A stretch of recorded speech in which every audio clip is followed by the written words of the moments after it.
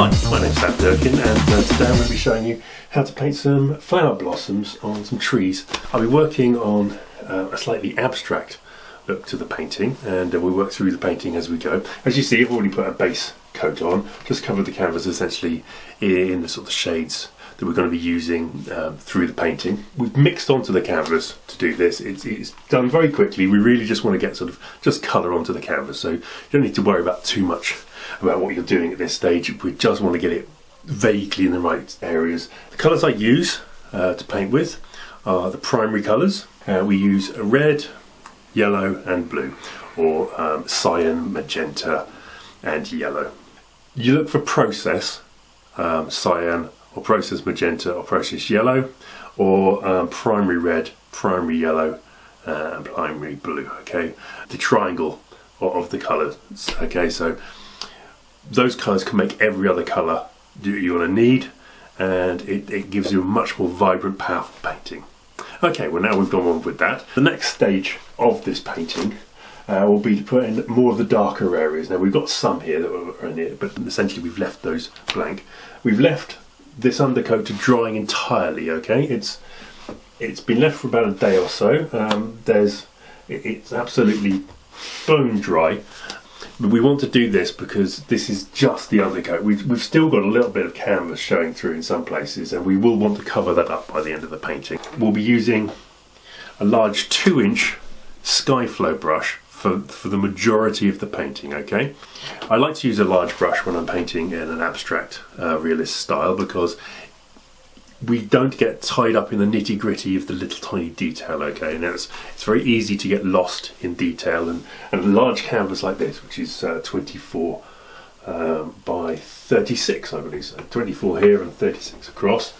When you're working on a fairly large canvas like this, you want to work with larger implements. That's just the way it goes. And if I was to work larger than this still, I would probably get myself some rollers. Okay, so probably 4-inch. If I was to make a painting that was twice this size, twice the size of implement.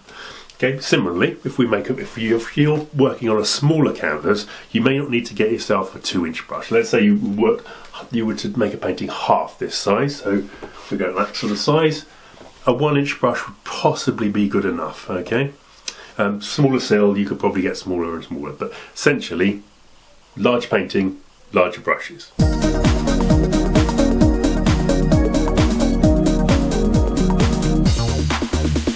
Okay, as you see, we're just sort of filling in, getting a bit more action into the painting. We're keeping it very, very abstract. All the brush strokes as we go look chaotic and a little bit crazy, but we keep trying. If we step back and come and look at it from a distance, we will get that feeling that the painting is developing into something that's semi-real. It's sort of realistic. So we've got a realistic feel going on.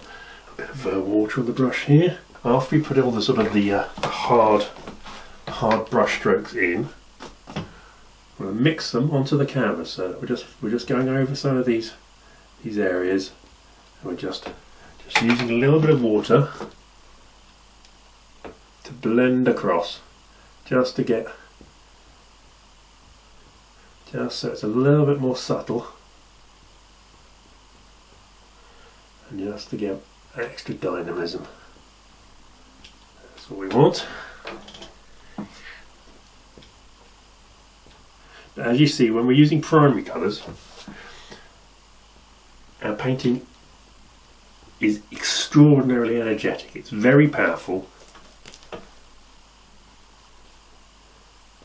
and it's very bold. Now this can be a little off-putting when you're working it, because it's sort of safe working in those muted tones that you can buy from the shop. But I think you'll agree that as you work through the painting, muted tones end up with slightly dull painting at the end. Put some of these little reds in here. Yeah, the kind of the buds maybe of some blossoms. At this stage we are just trying to make the painting darker, so we're not really worrying too much about where where the blossoms will be. But I'm kind of leaving some of these areas a little pale here, that where we might put them in, because I don't want to make them too dark, because we don't want to work up too much to get to them. I'm going to have lots of these. Let's make this into a bit of a leaf here. Yeah, something like that. But even with these primaries, we can start muddying the colours, so you've got to be careful with that. And as you see, all of our brush strokes are designed to give kind of abstract shapes. So we're using this square flat end brush to give these sort of square shapes, almost like massive pixels if we think about it as in a computer sense. I think sometimes these days it's easier to think like that, but certainly the Impressionists, when they were painting, didn't think in those terms, but we can, because it'll help us get an idea. I'm just taking some water here. There's no colour on the brush, there's just water. As I go across the painting, I'll pick up some colour from the painting,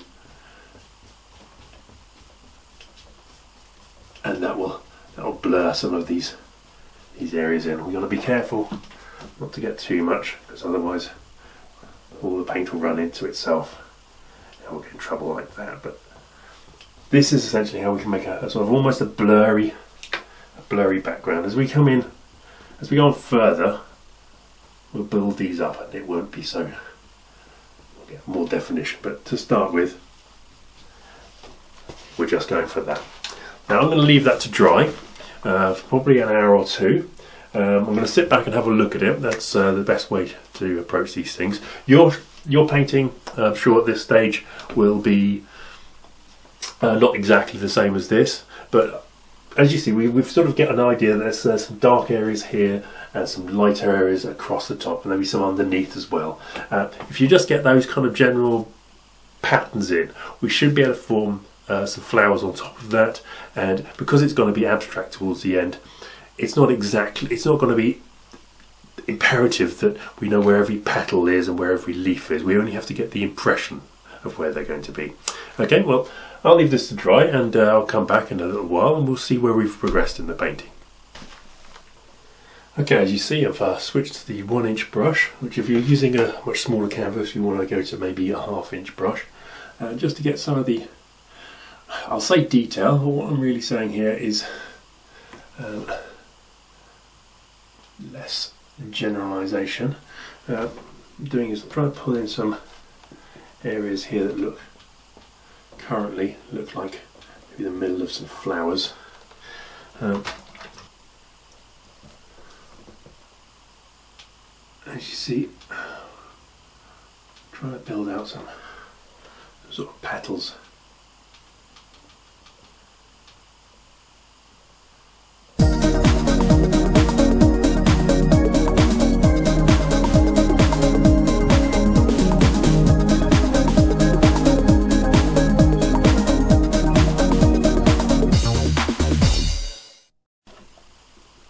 Picking up the colour on our brush. Okay.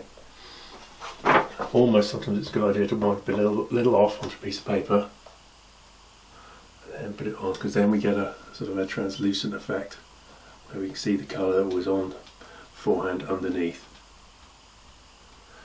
Now, I'm going to take a little break for a while.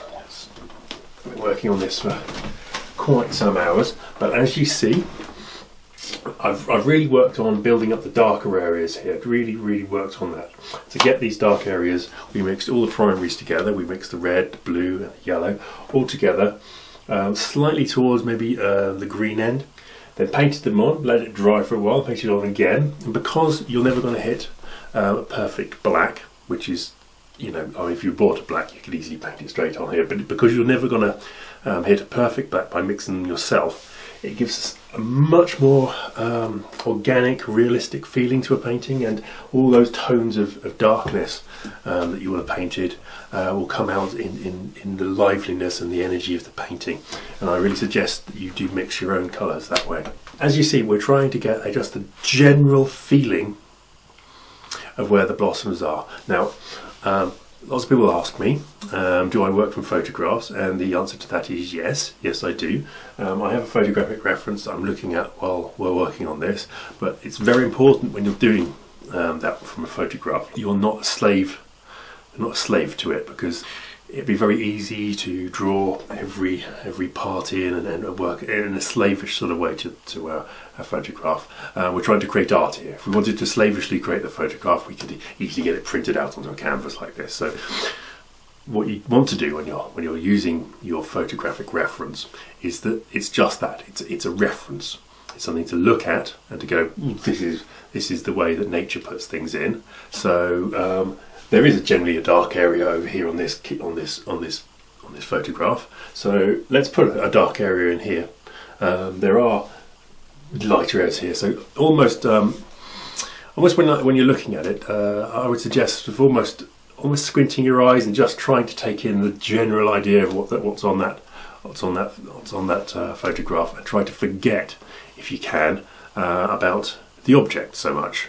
Just think about all the darks and the lights, and then look at those, and then try to paint the dark areas and light areas onto the canvas. As the painting progresses, we get less and less involved in looking at the photograph and more involved in looking at the painting, because we can get preoccupied with looking at our reference, and forget that the ultimate thing is the painting, and that's the most important thing.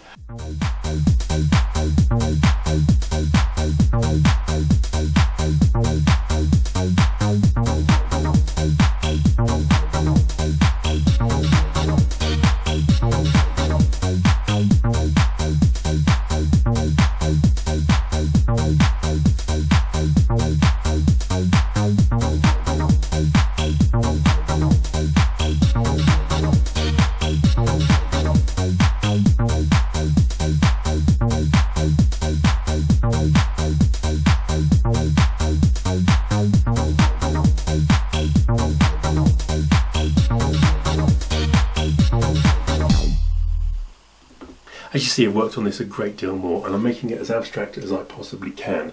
There's a moment where I felt, and you might get this too, where you start to get almost a frustratedly scared aspect, because you're starting to paint some of the petals in a little bit too accurately, and you're finding that you're getting a little bit bogged down, maybe in the detail of what your reference material is showing you.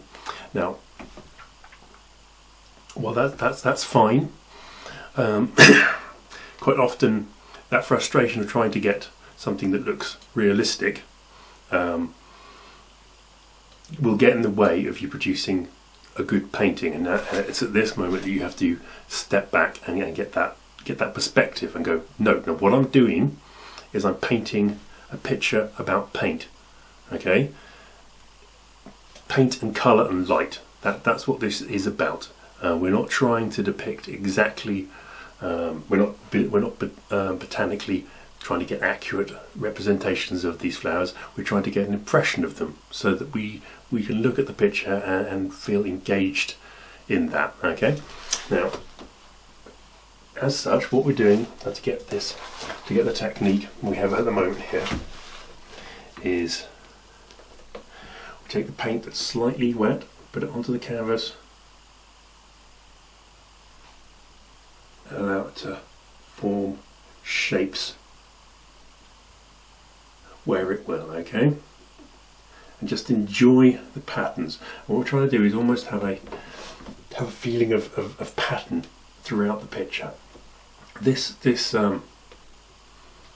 patterned feeling that we're getting across here helps to tie the painting together and make it feel connected. The way we see the world isn't like a camera. We don't have a full panoramic view of things. We tend to focus on one thing at a time. But if we pull ourselves back to a distance, human beings have an amazing ability to recognize patterns and look at things in a very pattern-like structure. Now, when we're painting an abstract like this, to get the impression of realism, what we try to do is almost have a pattern of brush strokes, and we keep a regular pattern throughout the painting, that just feels how we view the world, and our brain will put that pattern together and make it into the image, but we'll also at the same time we'll see the pattern as well, and I think there's something sort of fun about realizing that that's how we actually view the world.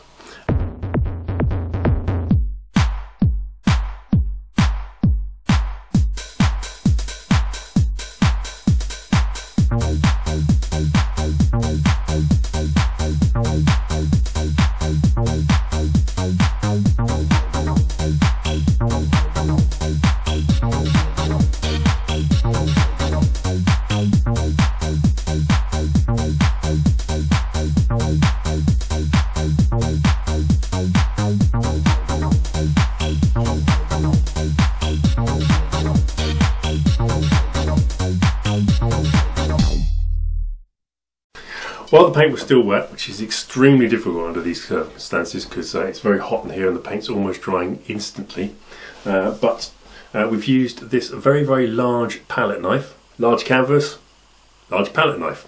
So we've painted in the areas where the petals sort of are and where we feel that they generally are, okay? And then we've used the palette knife to break up the shapes and to create this pattern again across the canvas. So we're keeping that abstract theme, so we're making sure that it's still it's extremely abstract, but we're using our reference material to create a painting that feels like the blossoms on a tree. And I think when we're looking at this, we can really see that that's going on here. We've got this feeling of blossoms.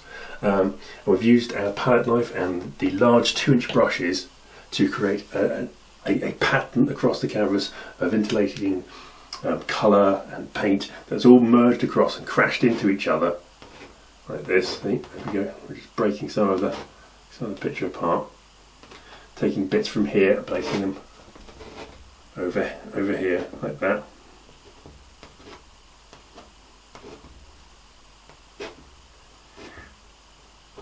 Got to be a little bit careful, but also at the same time you want to make sure that it's chaotic. Okay, the trick here is to keep a balance between total abstraction, where we can't tell what the hell it is, and too much conformity to the idea of what a blossom on a tree looks like. Okay. Hi, well, welcome back. As you see, I did spend some time looking at the painting, and after a good long time I came up to the idea that it did need some more doing to it. So as you see, I've really worked it quite considerably. I couldn't film it all. It was quite a chaotic process, toing and froing. Well, I hope you've enjoyed my video demonstration and maybe you've learned something during it. This painting will be available as a print, which you should be able to buy by clicking on the link up here. It's also available to buy the original, and that'll be around £295. If it has gone, obviously you can still get the print. And if you enjoyed the video demonstration, please do give it a thumbs up, share it with your friends, and subscribe to my channel. If there's anything more you need to know in the painting demonstration, please do make a comment. Your comments really do help me think about what to do in future demonstrations, so please do make one. It's really helpful to me. If you want to support me and help me make more of these videos, do go and try to buy a print. They're not very expensive. You can get a tote bag or maybe a pillow or an iPhone case, or just a print for your wall. Anything like that will really, really help me make more of these in the future. Obviously, if you really want to help me out, go and buy the painting. Thank you for viewing it, and we'll see you next time.